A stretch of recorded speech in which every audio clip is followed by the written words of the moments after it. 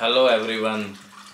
मेरी बहुत सालों से एक आदत रही है कि मैं सोने से पहले कुछ ना कुछ रीड करता हूँ और ऐसे काफ़ी वैरायटी की चीज़ें रीड करता हूँ। स्पिरिचुअल भी करता हूँ या जो कॉमन है, लॉ ऑफ अट्रैक्शन है या हाउ टू बी सक्सेसफुल है या 7 habits of highly effective people है या कोई भी जॉनर की कोई भी बुक होती है। मैं रीड करना मेरी हॉबी है और ये हो सकता है ये शायद मेरी हॉबी जो है वो मेरी मदर से आई है। मेरी माता जी बहुत एविड रीडर हैं और मैं जब छोटा था तो मैं देखता था कि उनके पास काफ़ी लिटरेचर रखा रहता था।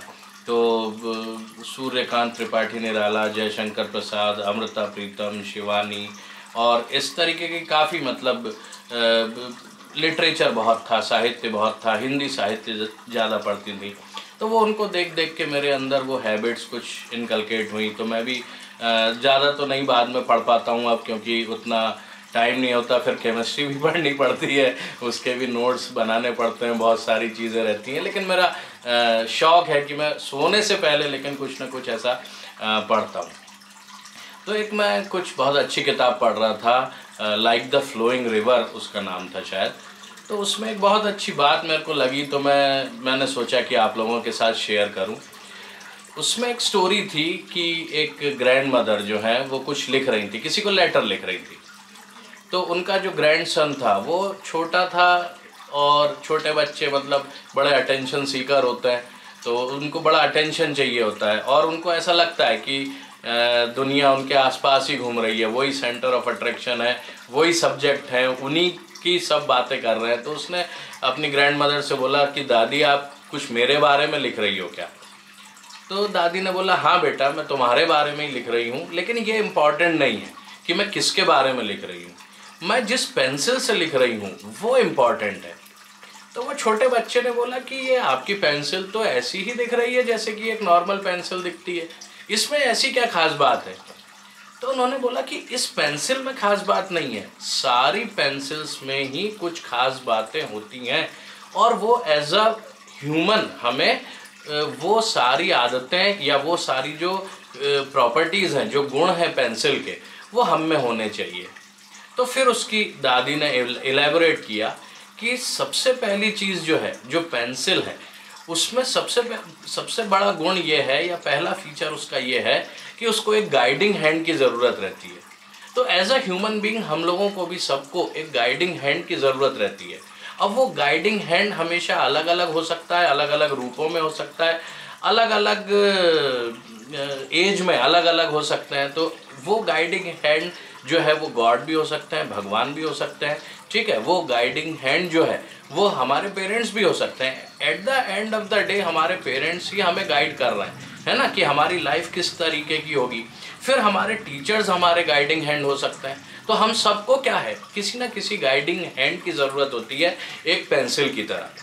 तो ये बहुत अच्छी बात मेरे को लगी कि बिल्कुल सही बात है, किसी भी एज में हम सभी को एक गाइडिंग हैंड की ज़रूरत होती है, ठीक है। दूसरी पेंसिल की खास बात क्या रहती है कि उसको अगर अच्छा परफॉर्म करना है तो उसकी शार्पनिंग होती रहनी चाहिए, है ना। जब हम पेंसिल को छीलते हैं तो उसको पेन होता है या उसको शार्प कर रहे हैं तो सफरिंग होती है। तो यही सेम हमारे अंदर भी है, हमें भी ज़रूरी है कि अगर हमें अच्छा परफॉर्म करना है तो हमें कुछ ना कुछ पेन हमारा हो सकता है, कुछ ना कुछ सफरिंग हमारे साथ हो सकती है। हमें अगर बहुत अच्छा डिज़ाइन उससे बनाना है अपनी लाइफ का, बहुत अच्छी स्केचिंग करनी है, बहुत अच्छा आउट स्केच अगर अपनी लाइफ को करना है तो हमें पेन सहना ही पड़ता है, हमें सफरिंग लेनी ही पड़ती है। तो सफरिंग जो है वो इनएविटेबल है, हमें लेनी ही पड़ेगी, हमें पेन्स लेने ही पड़ेंगे। वो पेन ही आगे जाके अच्छा स्केच बनाएंगे। ये बहुत ही सुंदर बात मुझे लगी।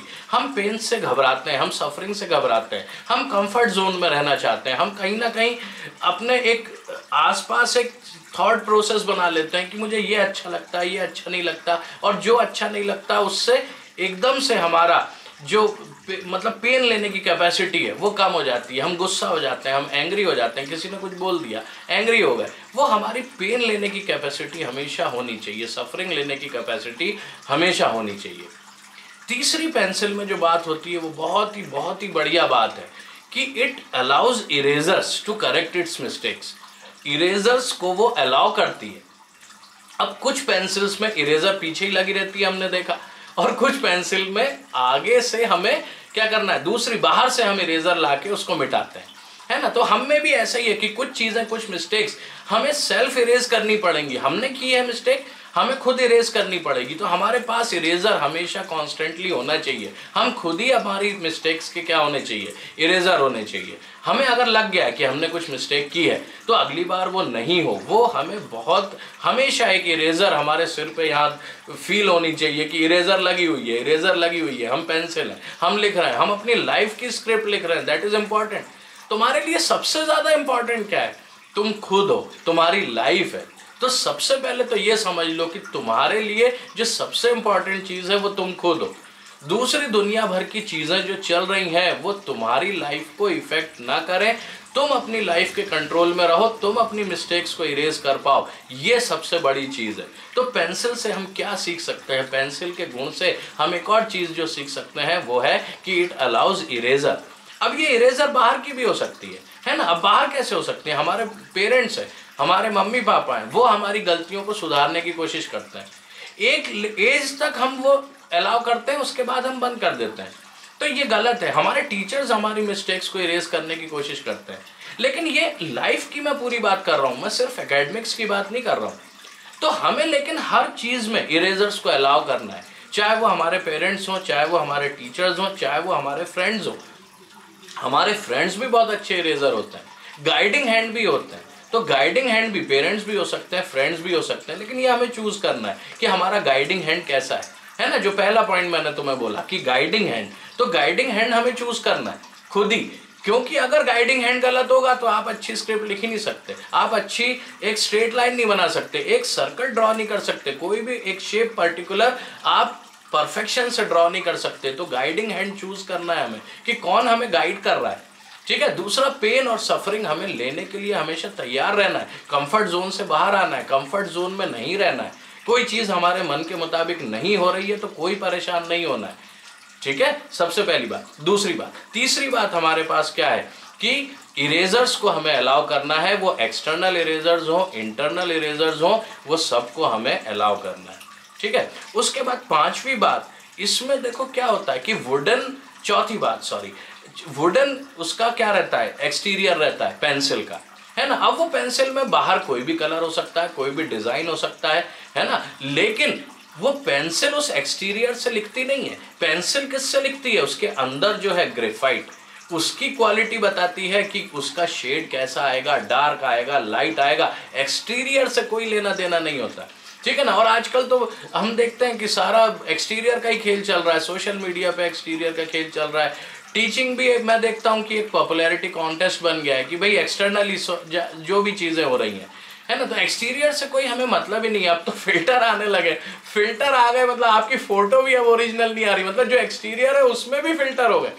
तो सबसे पहली चीज़, एक्सटीरियर्स पे हमें ध्यान इतना नहीं देना है, what is inside is more important, ठीक है। हमारा ग्रेफाइट हमारा, और इस पे मुझे एक और छोटी सी स्टोरी याद आती है, बड़ी कॉमन सी स्टोरी है कि एक बच्चा दूर से देख रहा था कि एक बलून वाला बलून फुला रहा था और अलग अलग डिफरेंट कलर्स के बलून फुला रहा था और एक बलून उड़ गया। तो बच्चा उसके पास जाके पूछता है कि अंकल ये व्हाइट वाला बलून भी उड़ता है क्या? उसने बोला हाँ बेटा। उसने कहा ब्लैक वाला बलून भी उड़ता है क्या? उन्होंने कहा हाँ बेटा। फिर ये येलो वाला भी उड़ता है क्या? ऑरेंज वाला भी उड़ता है क्या? तो ये सब कलर से कैसे हम पता करते हैं?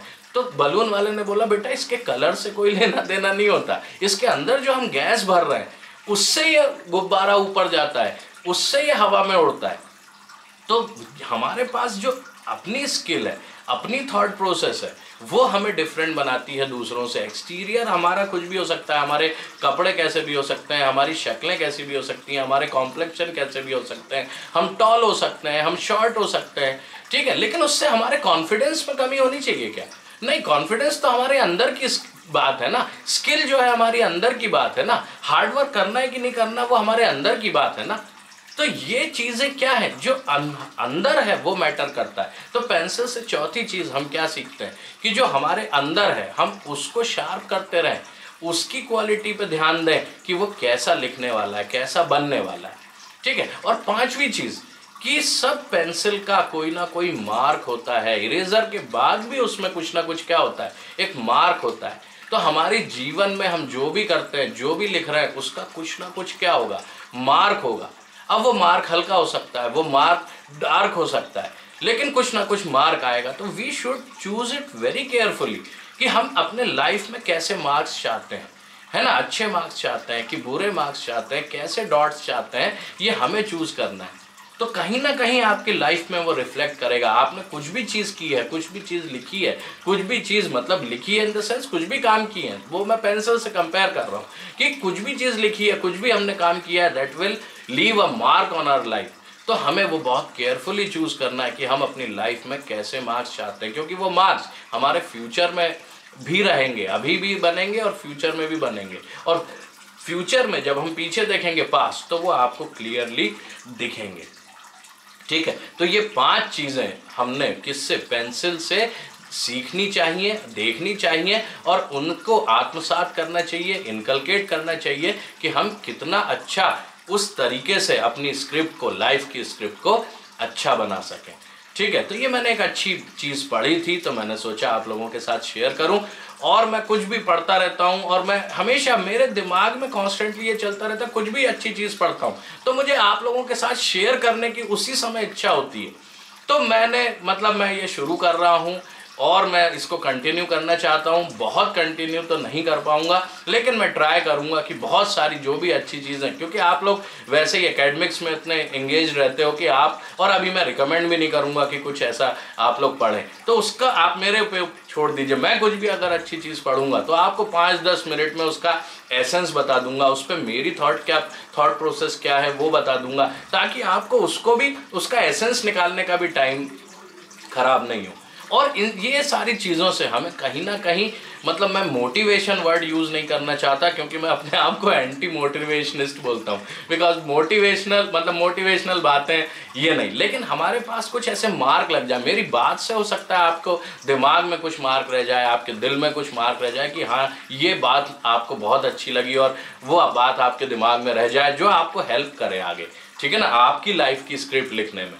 तो मेरा यही कंट्रीब्यूशन है। कोई किसी ने बोला था कि आप, ये इंपॉर्टेंट नहीं है कि आप अपने लिए क्या कर रहे हो, ये इंपॉर्टेंट है कि आप किसी की जिंदगी में क्या वैल्यू एडिशन कर रहे हो, उसकी लाइफ में क्या कुछ चेंज आप पैदा कर सकते हो क्या। तो मेरा एक ये छोटा सा एफर्ट रहेगा, बस आपके साथ शेयर करना चीज़ें, जिससे कि आपके पास कुछ एक वैल्यू एडिशन आपकी थॉट प्रोसेस में हो सके, आपके इमोशंस में हो सके, जो कि आपको गाइड करे या आपको कहीं ना कहीं हेल्प करे। ठीक है, चलो दैट्स ऑल फॉर टुडे, मिलते हैं बाद में। Okay, thank you.